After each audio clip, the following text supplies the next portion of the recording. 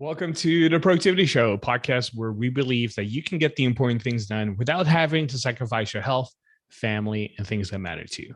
This is Tan. I'm the founder and CEO of Asian Efficiency, where we help people become more productive at work and in life. And today I'm of course, joined by my co-host, Brooks Duncan. How are you today, Brooks? I'm pretty good. I feel myself almost getting sick, but I'm fighting it. It's not going to happen. I'm going to win this battle. Oh no, you just got to keep those positive thoughts, and hopefully Exactly. that will manifest itself in a way. Exactly. Yep. So I'm sure you have remedies and ancient Chinese remedies helping you out. I know that's how your family has, I'm sure, lots of things to say about that topic. But we're going to be talking about browsers today. And if you think about it, if you ask any person what's the number one app you use, I would say most people don't realize it's probably the browser. Like we kind of take for granted that it is an app, but it is. And it's probably the one app that you use most frequent. And when you think about that time usage that you have on that particular app, my question to you then is, are you actually making the most out of your browser? Have you ever thought about maximizing how you use your browser and how you can save time using your browser as well? I don't think most people have spent any time thinking about this. So today's episode is all about how you can spend a few minutes here and there investing your time, setting up your browser, tweaking it, setting up the right settings to make sure that you win back hours and hours for the rest of your life. So this is going to be a worthwhile investment to make for your time. And so I'm super excited to kind of dive into today. And as we always like to say, small changes lead to big results. So if you're willing to implement some of those small tweaks we're going to be sharing here today, I think you're going to save hundreds of hours over the rest of your life. So we're going to be talking about like shortcuts, plugins, extensions, and ways you can just be more efficient using a browser, whether it's on Windows, Mac, iOS, or Android. And then next episode, we're going to be talking about lots of different productivity topics, but we're going to be doing that with one of our members called Art Carden, his name. That is his name. And I'm super excited to talk to one of our members about productivity, his workflows. He's a published author as well. Lots of good stuff coming out next week. But before we start diving in here, Brooks, what are the top three resources for today? All right. So no surprise, our top three resources are all going to be browser related. And number one is actually a tip from one of our Productivity Academy members named Joel, and you're going to hear some input from him later in the episode. But the first top three resources plugin called Stay Focused, and that's with no E at the end. So Stay Focused with a D. And that's a Chrome plugin that restricts the time you spend on time-wasting websites. There's a million ways to do this, but Stay Focused is one way that's right into the browser.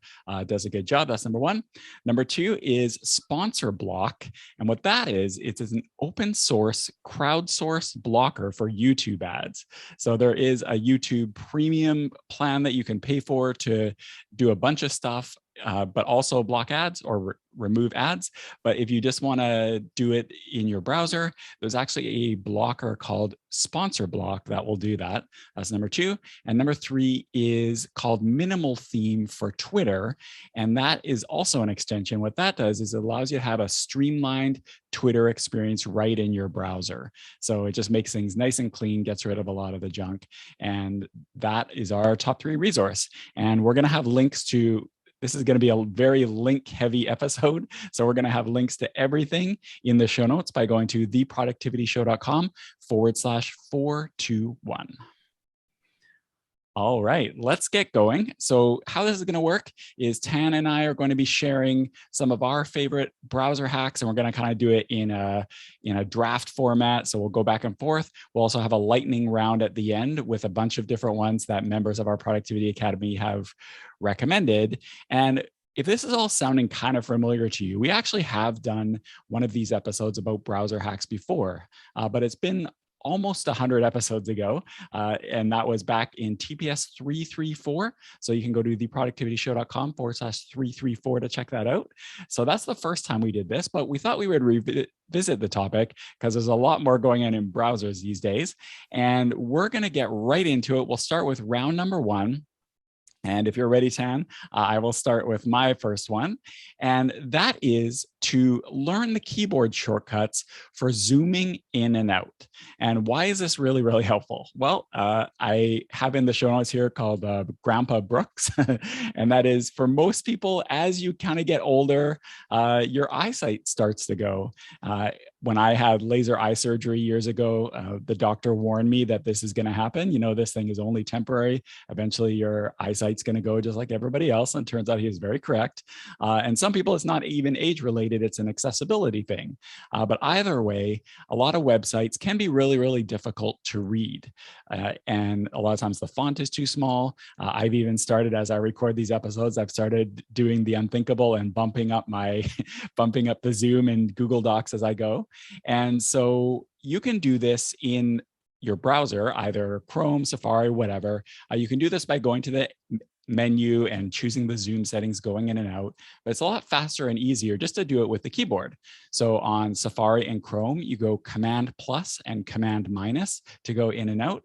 On Windows, you go Control plus and Control minus. And actually, Safari has this cool feature. I don't think Chrome has it. I'm sure someone will correct me if I'm wrong, but what you can do is you can hold down Option as you do these, and it won't zoom in the whole page. All it does is it changes the size of text. So that's really handy if you want the page to otherwise stay the same, but just make it a little bit easier to read. And of course, after you've done this, if you want to snap back to the default, you just hit Command or Control 0, and that will take you back to whatever the default view of the page is. Some people may be familiar with those, but what you may not know is you can actually set a default zoom so you don't have to keep doing this every single time. In Safari, if you go to Preferences, Websites, Page Zoom, you can set an automatic zoom that automatically happens whenever you go to certain sites. And with Chrome, same thing. You can go to Preferences or Settings, and then go to Appearance, and then Page Zoom, and it's right there. So you don't have to keep on zooming in and out all the time. You can just do it right then. How about you, Tan? Are you ever a zoomer? Are you generally okay? I think I'm very fortunate that I'm generally okay. I rarely have to zoom in. If I zoom in on anything, it's a photo or a picture of something to identify like certain objects or certain brands or whatever. But for text, I rarely have to do that unless the website by itself has a weird font that is really small. So I find that I really have to use this, although there are certain moments where if you have a big screen, even if you have pretty good vision, the fact that you have like a big screen can still make it difficult to look at stuff. So if you're one of those people that has like a 40-inch monitor or something, then something like this could be very handy as well. So it doesn't just apply for people who need accessibility or have maybe poor eye vision. If you have a huge monitor that just like crops everything, that's where it comes in handy as well. So don't discount this for everybody.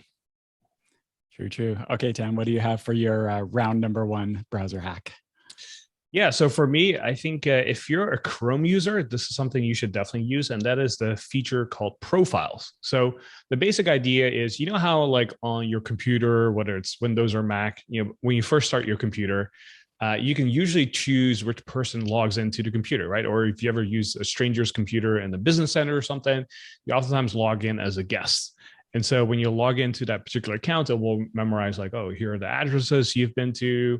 You might stay logged in certain places. But how nice would it be if you could quickly switch to another quote unquote profile where then you were logged into different websites in different places? It's almost like having another account on your computer. So that's kind of the case with browsers, especially when you use something like Chrome, where you can have profile set up. So for example, I have one profile set up that's just like under my personal email address, which is at Gmail. And then I also have another profile set up for Asian Efficiency. So that's using my email address at Asian Efficiency that has the backend set up as Google as well.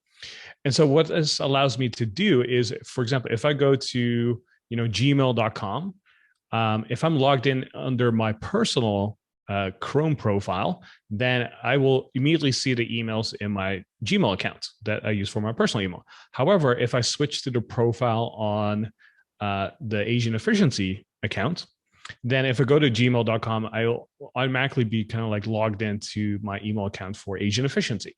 So then I don't have to like log in and type in my email address, my password and so on. I'm kind of logged in already. So this is really great.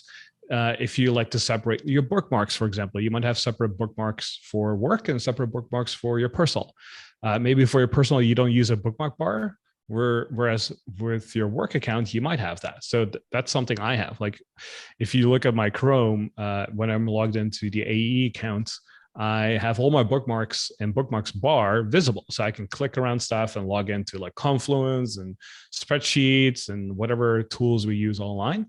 And versus with my personal, I just use it for kind of like navigating around. Like I barely visit the tools and websites that we need for AE during my personal time. And so it allows you to quickly switch in between. And the cool thing is also you can have custom colors for your different profiles. So I know, for example, I'm under the AE account because it has an orange background around the browser. So I know very quickly, oh yeah, this is the AE account. And so it just makes logging in very easy too. And the cool thing is if you have it set up one time, if you use another computer, it will automatically be synced up there as well. So you just have to set it up once. It's worthwhile to do this. It's maybe 10, 15 minutes, and then you're good to go everywhere else where you use Chrome. I love this feature. I am a extremely heavy user of this feature. In fact, this is one of the things that's keeping me on Chrome. I know a lot of Apple users, for example, switch to Safari because Safari has a lot of advantages for speed and stuff like that. But this is one of my big features that I love. I do the same thing as you. I have my work profile. I have my personal profile. I have profile like for my kids, so that if my kids are going to use my computer, then I don't want them messing around with my stuff. It goes in and then automatically, like you said, it automatically goes to their Gmail and all that sort of stuff. I have different profiles for all of these different purposes. I do the same thing where I have on my AE profile, I have, all my work bookmark bar, but on my personal profile, I have some hiking stuff, some soccer manager stuff, like totally different. And this is such a great feature. In fact, I even use Keyboard Maestro to create keyboard shortcuts to flip between the different profiles. I use it so much. And then to go to a step further, we talked about the Stream Deck before. I actually have Stream Deck buttons for my two work and AE, or my AE and personal profiles. So I'm always like hitting the buttons on my Stream Deck to switch between them. So yeah, I really wish Safari would add this feature, because I think more and more you want to keep your, even if you do nothing else, you want to keep your work life and your personal life separate.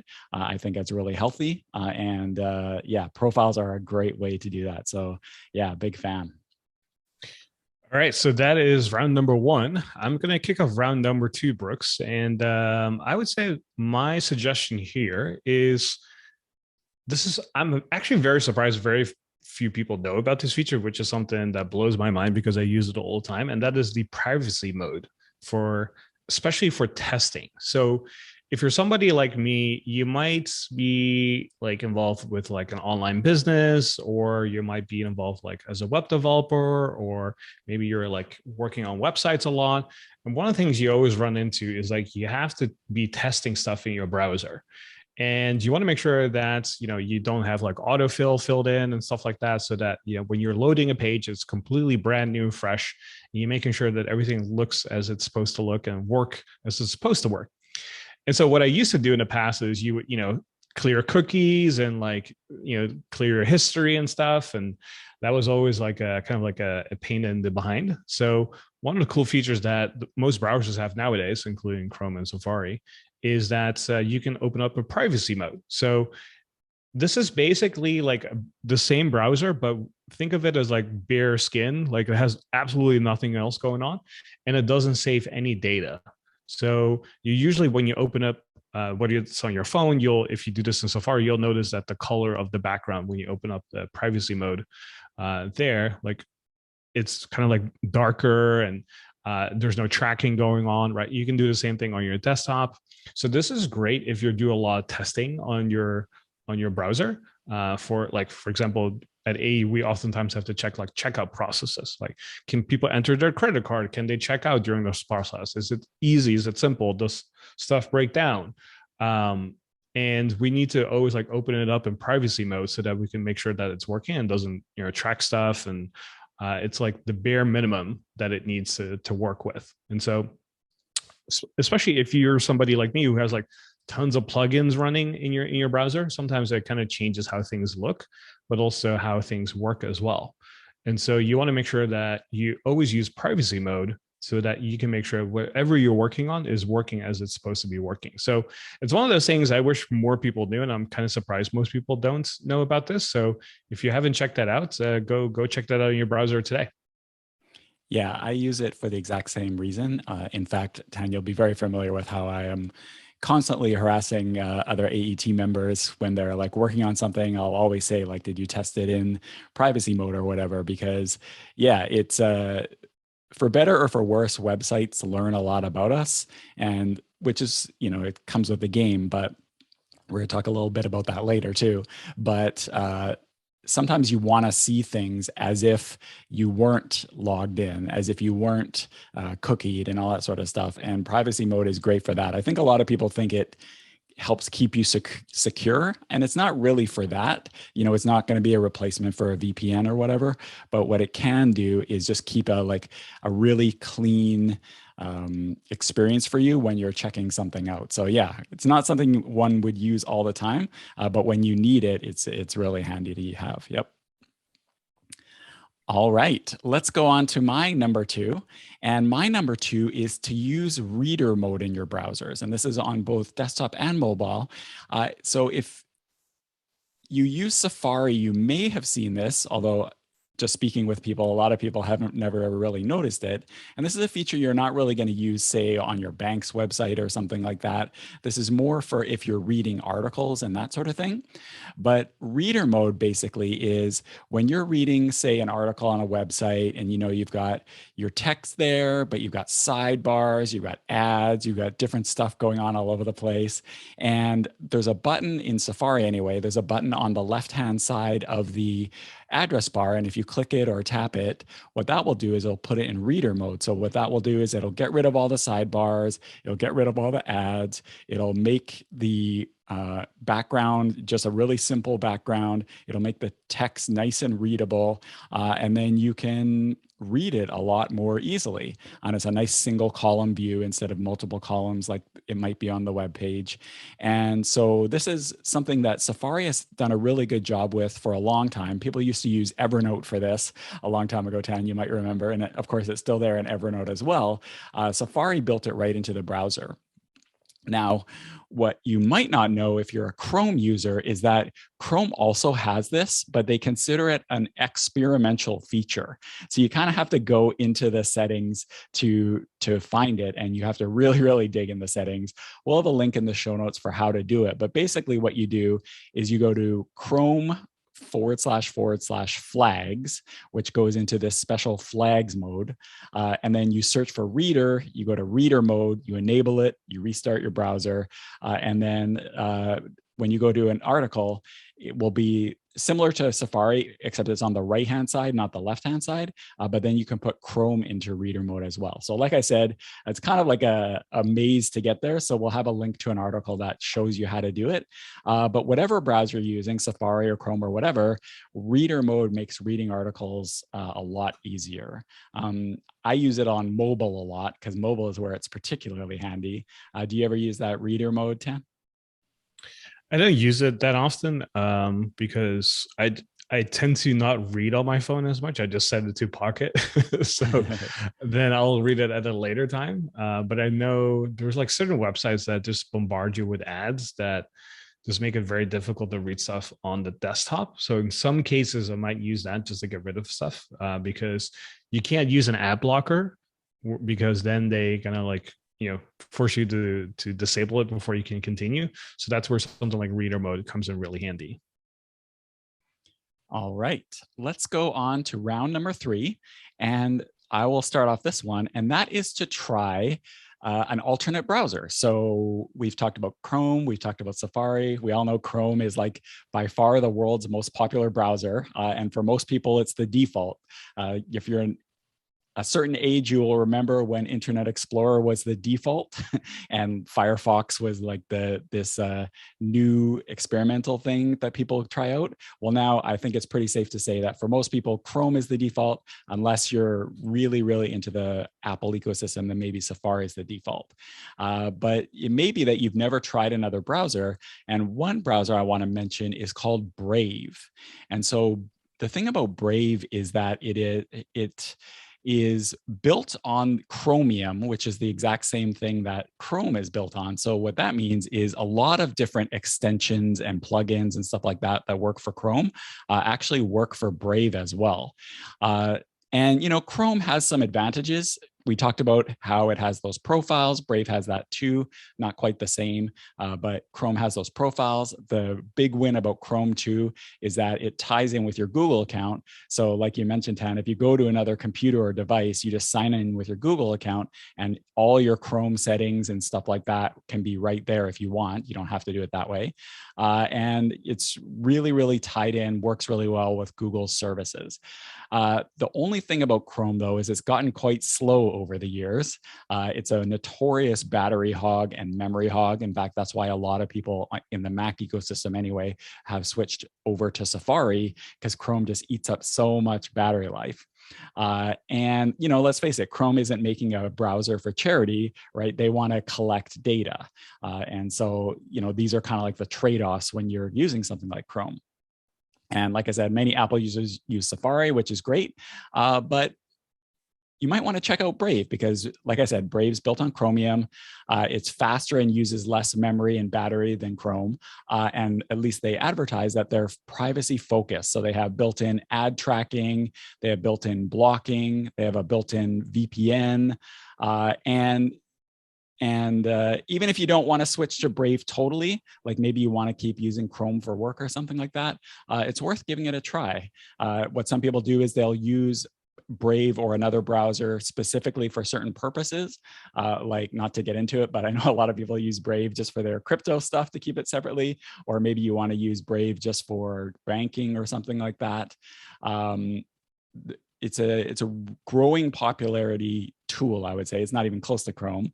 And one thing I do have to mention is if you're looking into alternate browsers, the reason I mentioned Brave is because it's pretty easy to use. But Joel, I mentioned him earlier, who's a Productivity Academy member, he recommends another alternate browser called Vivaldi. Vivaldi is also a Chromium browser. It's super customizable, super functional. It's a little not quite as like simple as Brave, I would say. But Joel said if Vivaldi doesn't even get a mention in the episode, he's going to start a riot, and none of us want a riot. So, I wanted to throw Vivaldi in there as well. Have you ever tried Brave or any of these other alternate Chromium browsers, Tan?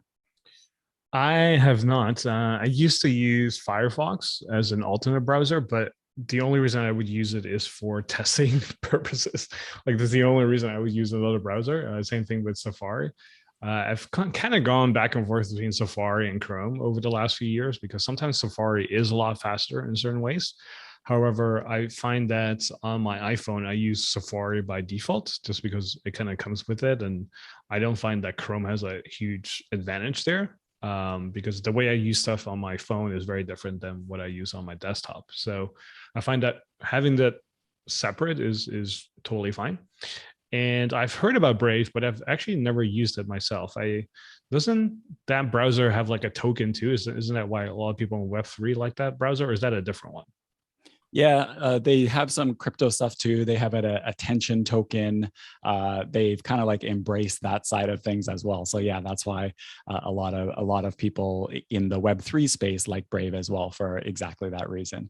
And one thing I did want to mention, I wanted to clarify that Vivaldi is a Chromium browser, which means all the things I said about Brave, like Chrome extensions work and stuff like that, is the same thing for Vivaldi. So I would say check them both out, see which one you like the better. Or I've even tried experimenting a little bit using Chrome for work and Safari for personal stuff. But I found just that switching for me personally, because then you got to choose which one is your default browser and all that sort of stuff.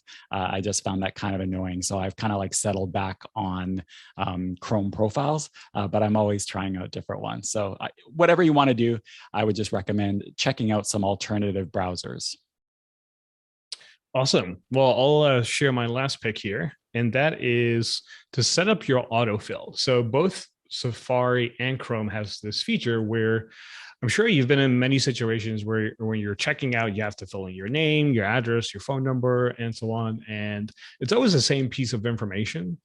And wouldn't it be nice if you could maybe press like one or two buttons and it would just automatically fill in the form for you? Well, there used to be plugins just created for this feature that many people have used over the years. And I think the browser developers kind of caught on to that and said, hey, we should create this feature ourselves and have it built in.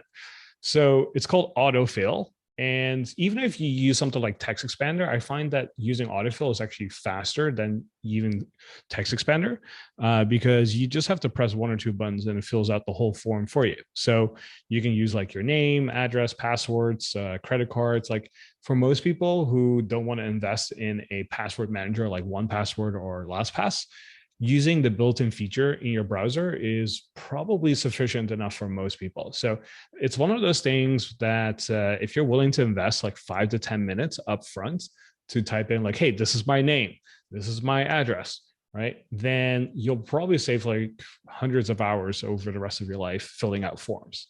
So go check it out, whether it's in Safari or Chrome, go to the settings, you'll find it there and just start filling it out. And this is really useful too, because if you have separate addresses, like let's say one for your home, maybe one for your office, or maybe one for like, I don't know, like your parents' place or something like that, like having that already filled in ahead of time makes it super easy. Just like when you're checking out on Amazon, right? It usually uses your address, but if you have other addresses saved, you can just pick those and then it will ship items to that particular address. So it's the same idea here. Except it's kind of like built into your browser. So it's not limited to just your name and address and such. You can use it with passwords as well so that you can quickly log in and stuff. And same thing with credit card information. I'm sure some of you already are using that within the browser. So that's, again, part of the autofill feature as well. So highly recommend you spend 5 to 10 minutes setting it up to save yourself hundreds of hours over the rest of your life. Yeah, and related to that, sometimes it can get a little confused. Like maybe if over time, maybe sometimes you're using your computer to order stuff for something else, and Chrome can kind of like for example, I have an autofill set up that for some reason, I don't even know why, it has my name, my address, but my wife's email address. And I don't know why it had that. And it's like we talked about the 3 times rule. I saw that a couple times and I just kind of like ignored it and worked around it. But then I thought, no, I'm just going to 3 times rule. I'm going to go in and fix it. And it took no time at all. And it just makes everything so much easier. So if you've related to that, first of all, set it up. I totally agree with that. And if you do notice it gets it's not quite the way you want it, just take that 2 minutes, 5 minutes, whatever, to go in and fix it up. It will make your life a lot easier, like Tan says.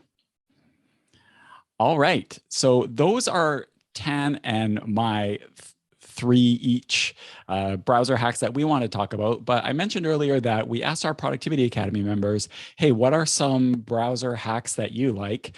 We got a lot back, particularly the aforementioned Joel gave us a bunch. So I'm just going to do a lightning round and go through a bunch of recommendations. We'll have links to all of these in the show notes, theproductivityshow.com/421.